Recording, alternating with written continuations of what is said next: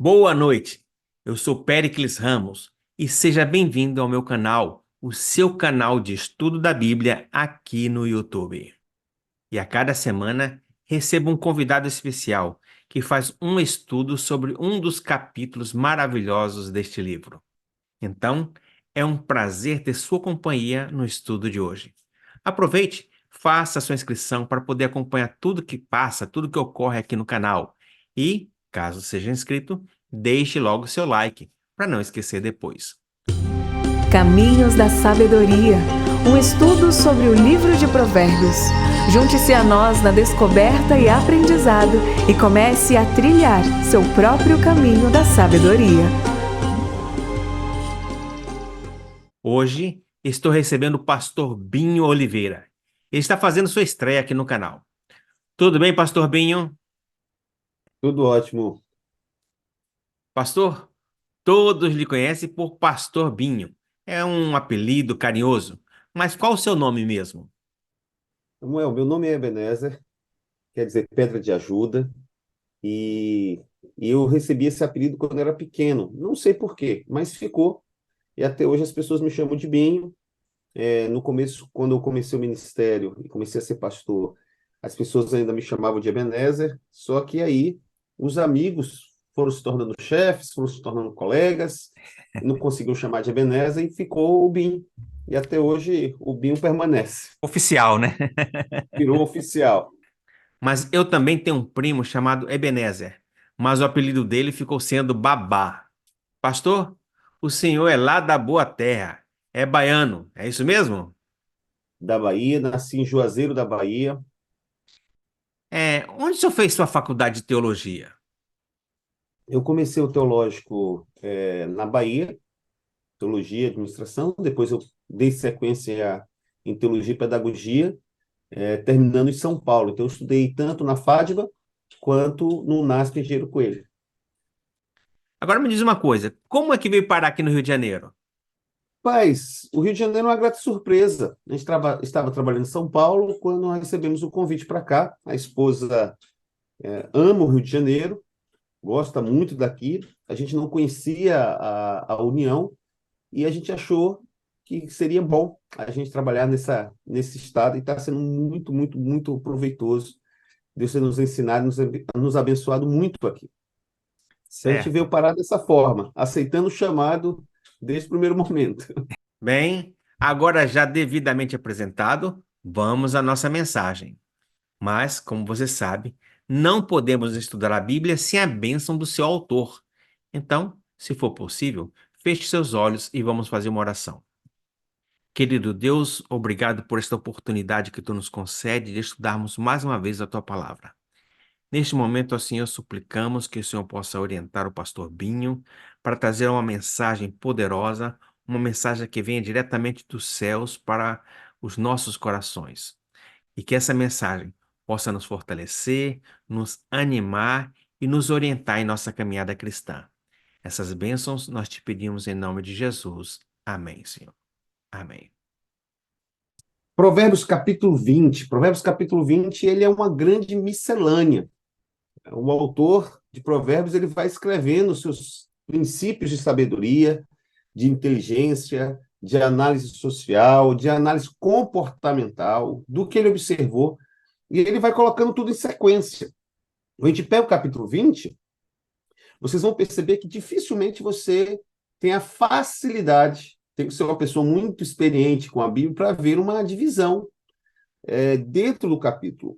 Inclusive, os próprios tradutores da Bíblia, eles não colocam o capítulo 20 separado dentro de uma seção. Ele está dentro de uma seção maior, grande. Para você poder, depois dar uma olhada na sua Bíblia, você vai ver que ele vai encontrar só ali no capítulo 22, na metade do capítulo 22, uma seção que ele introduz separada de todas as outras que vão sendo passadas nos capítulos anteriores.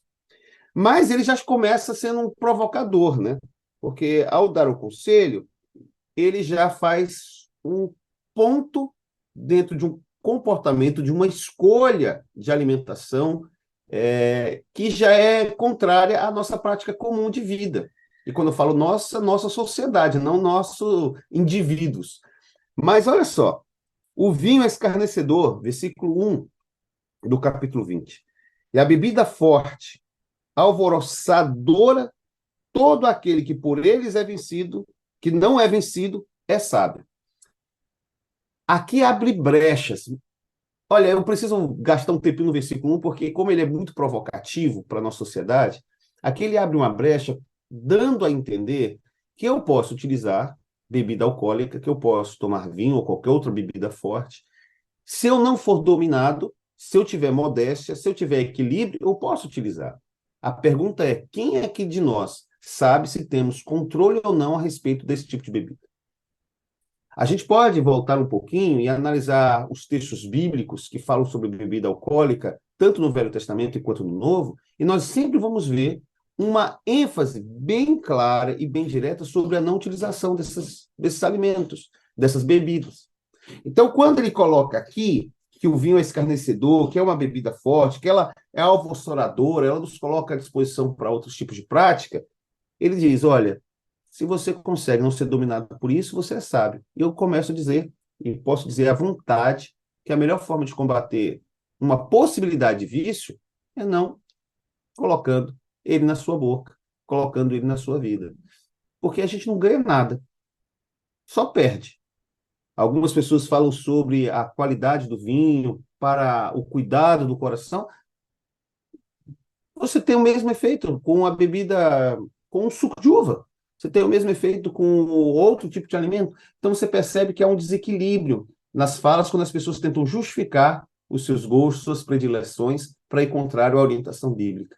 A Bíblia é bem clara ao deixar a orientação que a gente tem que desviar. E aí ele vem uma sequência. Depois desse mais provocativo, nos dias de hoje, ele vem uma sequência desdobrando ações que o homem e mulher, lembrando que a Bíblia, quando se dirige ao homem, ele se dirige ao homem humanidade. E quando ele se dirige ao homem dentro do gênero homem, ele é bem específico e o contexto deixa isso claro. Mas quando ele se refere ao homem, principalmente nos conselhos, é abrangente, ele está pegando a humanidade como um todo. Vamos ler aqui alguns conselhos que são dados nessa sequência até o versículo 6. Acompanha comigo. Como o bramido do leão é o terror do rei, o que lhe provoca a ira peca contra a sua própria vida. Sabedoria. Não vai de frente com um camarada que tem muito poder. Com um camarada que tem poder e pode utilizá-lo de maneira a não ser questionado. Você já sabe, não vai de contra. Vai percebendo, vai dando volta. Isso serve para qualquer pessoa que tem um cargo de liderança ou que tem um poder estabelecido. Você precisa saber como se posicionar, como se colocar e como ir apresentando as suas necessidades. Olha, é muita coisa que ele vai na sequência. Vou continuar lendo. Honroso é para o homem o desviar-se de contendas, mas todo insensato se mete em rixas. Já amarra com o segundo versículo. O preguiçoso não lavra, ou seja, não trabalha na terra, no caso lá, que era uma região muito ruralista naquele período. Nos dias de hoje, a gente pode dizer que o preguiçoso não vai para o seu trabalho formal. Por causa do inverno, tá frio. Ou pela cega, que é a seca. Então, tá frio ou tá quente?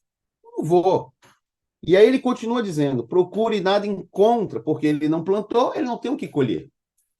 Ele não edificou, ele não tem como usufruir dos benefícios dessa edificação. Veja, são muitos conselhos práticos, no qual você precisa simplesmente ler e dizer, já sei o que tem que fazer. Eu acho que a grande sacada do livro de Provérbios, ou dos demais livros sapiensais de sabedoria, é tornar o que é difícil ou o que é complexo simples. Gente, se você não trabalhar, você não vai ter o que colher. Se você for de frente com o rei, você vai se dar mal. Se você evitar contendas, você vai se dar bem. Uma coisa legal para aqueles que estabelecem ações de liderança é que o líder se destaca muito mais pelo que ele evita do que pelo que ele faz. Muitas vezes nós achamos que o líder se destaca pelo que faz, mas na maioria das vezes ele se destaca justamente pelo que ele evita na vida. Evita na vida dele e evita na vida das pessoas. O texto continua no versículo 5 dizendo, como as águas profundas são os propósitos do coração do homem, mas o homem de inteligência sabe descobri-los. Gente, amigos que estão assistindo, conhecer-se, conhecer a profundeza dos seus desejos, das suas motivações, é um caminho de paz e felicidade. Saber dizer o que está sentindo, dar nome aos sentimentos. O autor, ao escrever o versículo, ao colocar esse ensinamento, ele diz, gente, vamos se conhecer. A gente pode até fazer algumas referências do mundo grego, que fala muito sobre isso, sobre se conhecer a si mesmo, dar razão às suas motivações. A Bíblia já falava isso, e isso é muito da cultura do Oriente Médio, você saber quem você é. Muitos proclamam a sua própria benignidade, mas o homem fidedigno, quem o achará? Aqui tem um negócio legal, ó. Tem muita gente que gosta de dizer que é bom. Eu sou bom. Fica feio, fica rude. É deselegante quando as pessoas começam a dizer das suas coisas boas, como ela executou, o que ela fez, para onde viajou, para onde construiu, quando as pessoas não estão perguntando e quando ela está simplesmente se colocando em um patamar acima do outro. Mais importante dizer das coisas boas que você faz é você ser fiel. E fiel aos seus princípios, fiéis às suas crenças, fiéis à sua família, fiel ao seu Deus. Então, o autor do livro fala assim, gente, vamos fazer o seguinte, fica falando que é bom não. Vai lá e faz, seja fiel. Versículo 7, o justo anda na sua integridade. Felizes são os filhos depois dele. Assentado-se o rei no trono do juízo, com seus olhos dissipa todo o mal. Esse texto é especial. E eu li o 7 e o 8 junto. No 7 ele diz, o justo anda na sua integridade. Felizes são os filhos dele. E depois que ele morrer. Agora, assentando-se o rei no trono do seu juízo, com seus olhos ele dissipa todo o mal. Então, no versículo 8, a gente vai encontrar uma fala que é diferente das outras. Nas outras, ele está fazendo aplicação, né? Ele fala, ó, faz isso, você vai ter consequência. Não fez isso, você tem outra consequência. Mas nesse aqui, ele dá uma orientação distinta. Ele fala, olha, do alto do trono, o rei dissipa o mal. Aqui há duas aplicações. Primeira, o rei tem condição de fazer a dissipação do mal. Segundo, nós enxergamos na altura do morro que a gente está. O que é que eu quero dizer com isso? Quando você está trabalhando, vou utilizar o exemplo da fábrica, quando você está trabalhando na linha de montagem de caixa, você enxerga a montagem da caixa. Quando você está trabalhando na etapa de colocar os produtos dentro da caixa, você tem a visão de colocar os produtos dentro da caixa. O camarada que está vendo toda a produção, montagem de caixa, montagem de produto, embalagem, colocar dentro da caixa, levar até o caminhão, fazer o trabalho de logística, que é distribuir para os pontos de venda, ele tem uma visão muito maior de todo o processo do que você. Então, o rei que está acima, vendo os processos, ele vê muito mais do que você. E ele tem condição de fazer as interferências por poder e por visão das coisas que não estão ocorrendo da melhor maneira. Quando a gente for fazer uma crítica, quando a gente for fazer uma observação, quando a gente for falar sobre algum processo da nossa vida, ou da igreja, ou do trabalho, a gente precisa lembrar que monte nós estamos e se temos o poder para desfazer o mal. Não derrube o muro sem saber por que ele foi construído. Não faça uma crítica sem saber o porquê as coisas foram estabelecidas. Lembre-se, à medida que nós crescemos, nós vamos ampliando nossa visão e vamos tendo uma compreensão melhor das pessoas, melhor dos processos melhores da vida, melhor para a vida. Então, no versículo 8, me chama a atenção a ideia do rei tendo um olhar maior, dissipando os maus, que muitas vezes são menores. De tempos em tempos, a gente precisa se retirar, sabe? Olhar as coisas de um pouquinho mais de longe, para poder descobrir que caminhos nós devemos trilhar. Isso em todos os aspectos da vida. E aí o texto vai se desdobrando. Você vai ver aqui no versículo 9. Quem pode dizer, purifiquei o meu coração, limpo estou do meu pecado. Mas na frente a gente lembra que a Bíblia mesmo diz, aquele que diz que não tem pecado já pecou. Então, como eu posso dizer agora que o meu coração está limpo? É o salvo já, mas não ainda. Salvo estou porque aceitei a Jesus. Não ainda porque ele ainda não voltou. E todos os dias eu tenho que fazer o processo de purificação. Porque o pecado não é só a ação de pecar, mas o pecado é o ser em pecado. A minha carne está em pecado, a minha mente está em pecado, eu sofro as consequências do pecado. Ou seja, eu estou salvo sim, porque aceitei a Jesus Cristo, mas não ainda porque ele não voltou. E até que ele venha, aquele que está em pé, tome cuidado para não cair. Olha quanta coisa prática para a vida. É muita coisa prática. Versículo 10. 2 pesos e 2 medidas. Uns e outros são abomináveis ao Senhor. Ai, a gente que fala tanto de equidade, né? É você tornar as possibilidades favoráveis para pessoas diferentes. Agora, ele está falando aqui de predileção. Então, para um eu entrego algo, para outro eu entrego menos. E aí ele fala assim, o Senhor não aprova isso. Mesmo que eu não goste das pessoas, mesmo que eu tenha uma predileção com alguém, eu preciso ser justo. E o Senhor se agrada da minha justiça, porque o Senhor tem a visão do todo, pois ele é o rei, e ele consegue perceber a construção de vida e a salvação de todos os indivíduos e suas relações umas com as outras. Até a criança se dá a conhecer pelas suas ações, se o que você faz é puro e reto. O ouvido que ouve e o olho que vê, o Senhor os vê, tanto um quanto o outro. Não ames os... aqui é uma seção, né? Dá para perceber que é uma seção. É um conselho que dividido em três versículos. 2 pesos, 2 medidas, ambas as coisas o Senhor abomina, até a criança dá a conhecer pelas ações, só para você perceber se é puro, se é reto. E aí ele fala, olha, o ouvido que ouve e o olho que vê, o Senhor os fez. Ele está vendo tudo. É o desdobrar lá do versículo 8 que fala do rei. Só que na seção aqui, onde vira o 13, parece que ele está conversando agora com o versículo 4. Olha só. Não ames o sono, para que você não fique pobre. Abra os olhos e te fartarás do teu próprio pão. Nada vale, diz o comprador. Mas indo-se então, se gaba. Há ouro e abundância de pérolas, mas os sábios instruídos são joias preciosas.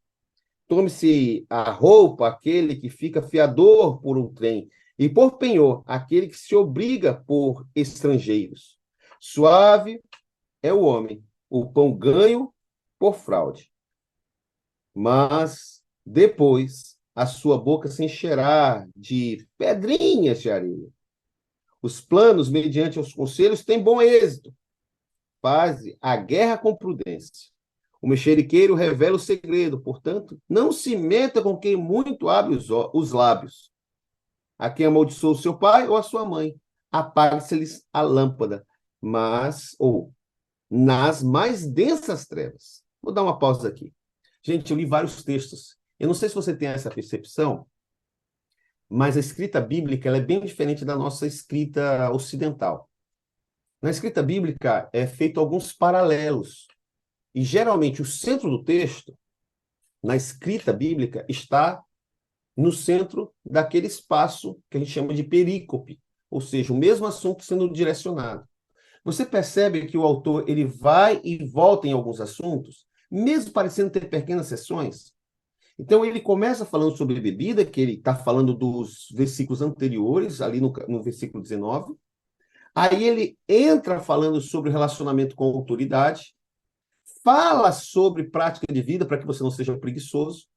E aí ele volta de novo mais à frente, depois de destacar a função do rei, ele volta novamente para o assunto de prática de trabalho, de ganhos, e começa a dar conselhos, e pedindo para que o leitor dessa sapiência, esse texto de sabedoria, não seja alguém irresponsável, não seja alguém desonesto. E ele faz uma relação de coisas que a pessoa precisa ter. Fazendo relação com riqueza, fazendo relação com sabedoria, com inteligência, e ele vai colocando as coisas no lugar. E quem lê percebe que ele está dizendo assim, ó, faça o certo por ser certo, confiando que o rei, se ele perceber que você está fazendo algo errado, ele vai desviar esse seu caminho, para que as coisas fiquem certas. E pode ser que você se dê mal. E, ó, deixa eu te dar um conselho. Se afaste de gente que fala mal das pessoas, fofoqueiros e trata mal os pais. É impressionante como aparece aqui os 10 mandamentos pinçados no meio do trabalho, no meio de ganho, no meio de sustentação da vida. Ele diz, ó, não fica conversando com gente que fala mal da outra pessoa. Tá lembrando do mandamento que diz sobre isso? Aí ele fala assim, e outra, respeite pai e mãe. Se o cara não respeita o pai e a mãe que botaram no mundo, se o camarada não respeita pai e mãe que sustentaram ele, que vão deixar, sei lá, herança, nem que seja financeira, mas herança da vida, como é que você quer andar com uma pessoa assim? Não pode andar com alguém que desrespeita o pai e a mãe, você não pode andar com alguém que está sempre fofocando, alguém que está sempre levando e trazendo as histórias, né? Porque o camarada, ele traz para você e leva para outro. E como é difícil, tá? Como é difícil não falar das pessoas. O meu pai, ele tinha uma frase que ele dizia o seguinte, bênçãos a gente conta para as pessoas, problemas a gente conta para Deus. Aprenda, nesse processo, a falar só coisas boas das pessoas. Se você não tiver coisas boas para falar, fique quieto. E nos nossos dias tão corridos, com tantas dificuldades que enfrentamos, com tantas demandas que nós temos, muitas vezes a tentação é jogar a responsabilidade das nossas perdas, a responsabilidade dos nossos não sucessos para outras pessoas. E fazemos isso desvalorizando-as, contando seus erros, contando suas práticas que não deram certo, nossas divergências, porque aí, ao diminuí-la, eu cresço. Ou seja, revelando uma insegurança pessoal, revelando nossa fragilidade moral e nosso rumo bem desalinhado com aquilo que Deus pediu. Por fim, ele entra, depois de lembrar sobre a relação com os pais, ele diz aqui no versículo 22, não digas, vingar-me-ei do mal. Espera pelo Senhor, e ele vai te livrar. Não faça justiça com suas próprias mãos. Não faça. Difícil, tá? Difícil. Nós podemos colocar isso em pequeno tamanho e em grande tamanho. O que é um pequeno tamanho? Uma fechada no trânsito, uma situação que alguém te fez mal pequena na rua. E aí você vai tomar justiça com suas próprias mãos. Você vai xingar a pessoa, você vai agredir a pessoa, você vai dar uma acelerada, você vai fechar, vai passar na frente, diminuir a velocidade do carro, ou responder grosseiramente aquela pessoa. Pequenas coisas. É isso, é tomar a justiça pelas próprias mãos. Pequenas coisas. A gente não consegue atuar em termos de bondade quando as coisas são imperceptíveis aos nossos olhos em meio à fúria do sentimento. E pode ser grandes coisas. Alguém te prejudicou no trabalho, alguém te prejudicou dentro do ambiente eclesiástico, ou seja, da igreja, e aí você fica pensando, olha, como é que eu faço para colocar esse camarada ou essa pessoa no lugar dele ou dela? Confia no Senhor, faz o bem e ele não vai te faltar. Confia no Senhor, faz o bem e ele não vai te faltar. Olha o versículo 23, repetindo o princípio lá atrás. Está percebendo os paralelos? Ele fala e repete. Eu vou ler para vocês. Dois pesos são coisas abominável ao Senhor. Repetiu. E balança enganosa não é boa. Os passos do homem são dirigidos pelo Senhor. Como, pois, poderá o homem entender o seu caminho? Está fazendo referência ao versículo 8. Não é você, é o rei. O rei está vendo seu caminhar, o rei está vendo sua rota.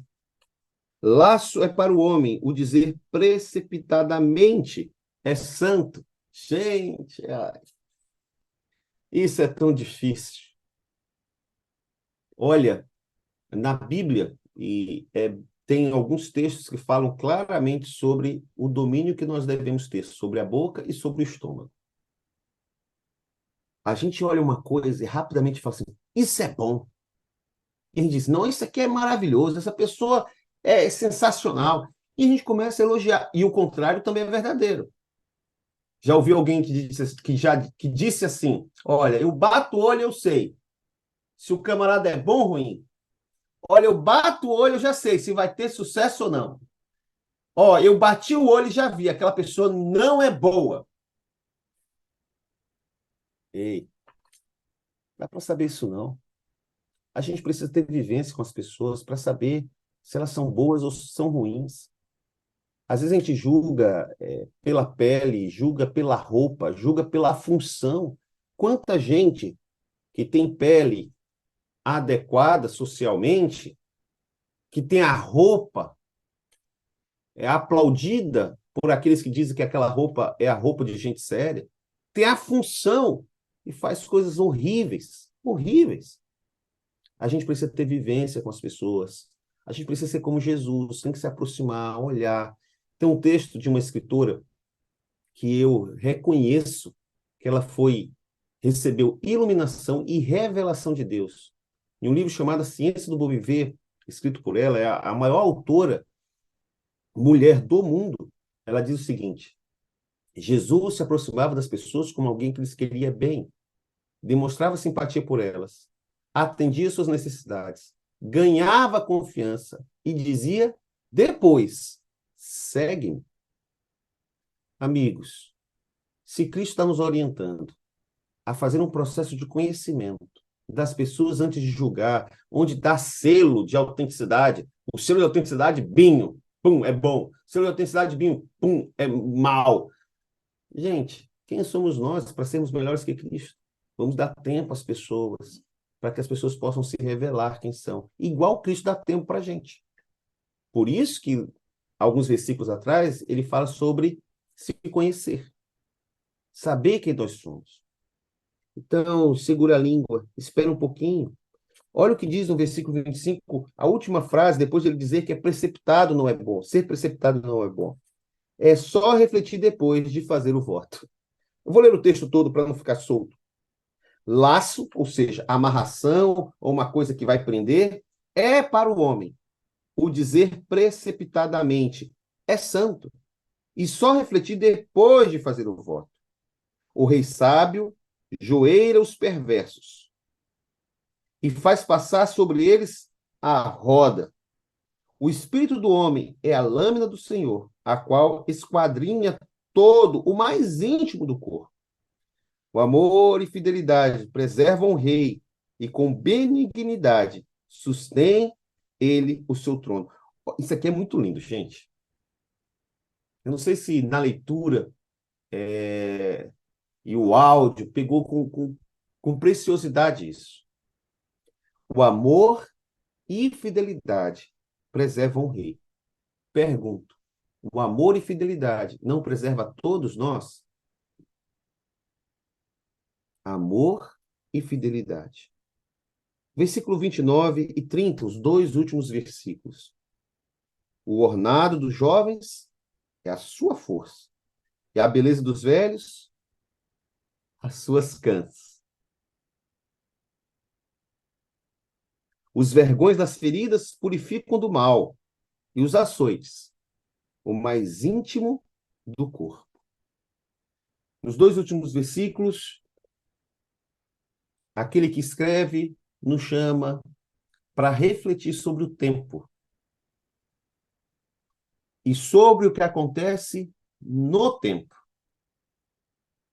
A beleza do jovem é sua força, sua energia, a maneira que ele consegue entregar, como ele consegue resolver, a criatividade que vem natural da idade, porque está vendo muitas possibilidades, então consegue criar caminhos diferentes. Mas aí ele pede para nós refletirmos. A beleza dos mais experientes está justamente nos dias que já viveu. Eu não estou falando que as pessoas mais velhas são mais maduras, porque maturidade tem a ver com decisão. Tem muita gente nova que decidiu ser madura e tem muita gente velha que até hoje continua como criança, sem conseguir dominar os sentimentos e o que passa sobre sua cabeça. E aí ele coloca mais informação sobre os dias. Ele diz, olha, e as dificuldades que nós vivemos produz coisa boa. Não rejeite as provações, as aceite, as entenda, as receba e as transforme a aprendizado, para que você possa ajudar aqueles que têm força, mas não têm dias, não têm experiência. E vai dar significado àqueles que não têm mais força, mas têm experiência com as cãs brancas. Amigos, o Provérbio 20, ele é de tudo uma bênção na nossa vida. São conselhos maravilhosos. É como se a gente sentasse no colo do vovô ou aos pés de pais sábios e ele começasse a dar conselhos para a nossa vida antes de a gente sair de casa. Filho, deixa eu te dar alguns conselhos. Ele começa. Olha, não se embriague, não se dê a bebida alcoólica. Filho, tenha sabedoria quando lidar com pessoas de autoridade. Filho, olha, não seja preguiçoso, não coma o pão da preguiça. Trabalhe, senão você não vai ter nada. Ó, não tome, não defina votos antes de refletir. Não seja apressado nisso. Filho, seja justo, seja fiel. Não trapaceie, querendo favorecer um ou outro. Deus está vendo todas as coisas. E, ó, Deus intervém. Filho, confie nas pessoas mais experientes, se associe à força dos jovens. Quando tiver problemas, absorva-os, se fortaleça com eles. Tudo isso vai te ajudar a conhecer quem você é na jornada rumo ao Rei dos Reis. Amigos, eu espero que hoje, ao refletir sobre essa quantidade de conselhos, você se apaixone cada vez mais pelo livro de Provérbios e pelo rei que iluminou o autor de Provérbios, para que a gente possa colocar em prática os conselhos que foram nos dados e assim ter uma vida mais autorregulada e constante na caminhada rumo ao céu. Que Deus te abençoe muito e que você possa ser feliz nesse mundo enquanto o Senhor não vem. Deixa eu orar com você. Querido Deus, obrigado pelo livro de Provérbios, pelos conselhos aqui deixados. Que nós possamos, Pai, viver luz de maneira fiel e disciplinada, porque com certeza isso vai nos livrar de muitos problemas enquanto estamos vivendo nesse mundo. Mas os problemas que a gente não consiga fugir deles, por favor, nos dá a sabedoria dos últimos versos e que a gente possa, ao absorvê-los, entender, crescer e se tornarmos mais parecidos contigo. Em nome de Jesus. Amém. Pastor Binho, muito obrigado por trazer esta mensagem tão especial nesta noite. Tenho certeza que, assim como eu, todos nós fomos abençoados com a sua explanação. Que o Senhor continue te abençoando, te orientando em seu ministério. Espero que logo, logo possa estar retornando ao nosso programa para uma outra mensagem, uma mensagem especial. E a você que assistiu a esta mensagem, muito obrigado por sua companhia. Que Deus te abençoe, te conceda uma noite abençoada. Aproveite para deixar seu like, seu comentário sobre este programa. E te convido para estar conosco às terças-feiras, a partir das 17 horas, aqui neste mesmo canal. É um programa que faço para a Rádio Novo Tempo. São apenas 5 minutos. É rapidinho, mas tenho certeza que você vai gostar. Então, voltaremos a nos encontrar na próxima semana. Que Deus te guarde, que Deus te abençoe e uma boa noite e um grande abraço.